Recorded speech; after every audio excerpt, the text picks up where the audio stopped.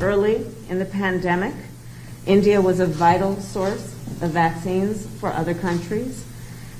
When India experienced a surge of COVID in the country, the United States was very proud to support India in its need and responsibility to vaccinate its people.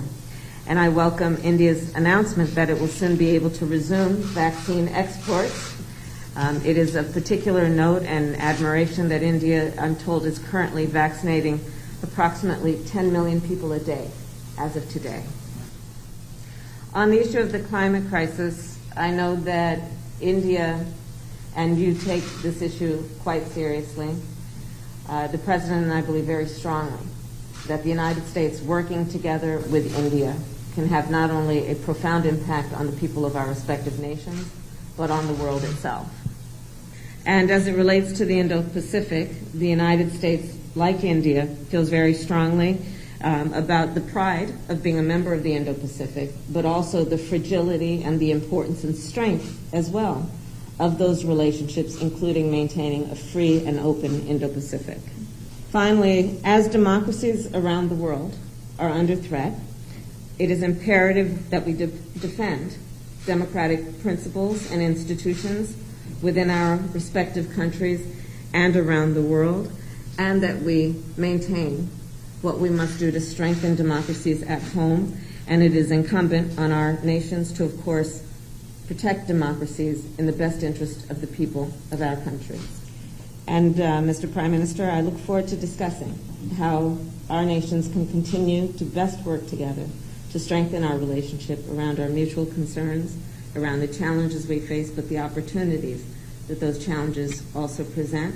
I know from personal experience and from my family of the commitment of the Indian people to democracy and to freedom, and to the work that may be done and can be done to imagine and then actually achieve our vision for democratic principles and institutions. Thank you. Excellency, सबसे पहले तो मेरा और मेरे delegation का बहुत ही गर्मजोशी से स्वागत करने के लिए मैं आपका हृदय से बहुत बहुत आभारी हूं।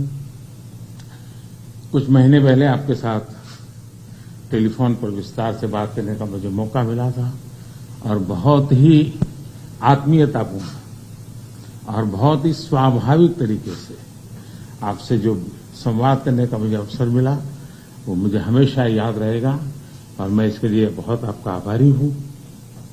और वो समय था जब भारत कोविड की दूसरी लहर से बहुत ही पीड़ित था, बड़ा संकट था। लेकिन उस समय जिस प्रकार से आत्मीयता से आपने भारत की चिंता की, जो शब्द व्यक्त किए और जो सहायता के लिए हाथ बढ़ाया, इसके लिए मैं फिर एक बार हृदय से आपका आभार व्यक्त करता हूं। आपने एक सच्चे मित्र की तरह बहुत ही संवेदना भरा और सहयोग का संदेश दिया था। उस समय अमेरिका की सरकार, कंपनी और इंडियन कम्युनिटी सभी मिलकर के भारत की सहायता के लिए एकजुट हो गए थे। एक्सेलेंसी, राष्ट्रपति बाइडेन और आपने अत्यंत चुनौतीपूर्ण माहौल में अमेरिका का नेतृत्व संभाला और बहुत ही कम समय में कई उपलब्धियां हासिल की हैं। कोविड हो, क्लाइमेट हो या फिर क्वाड, सभी पर अमेरिका ने बहुत ही महत्वपूर्ण इनिशिएटिव लिए हैं।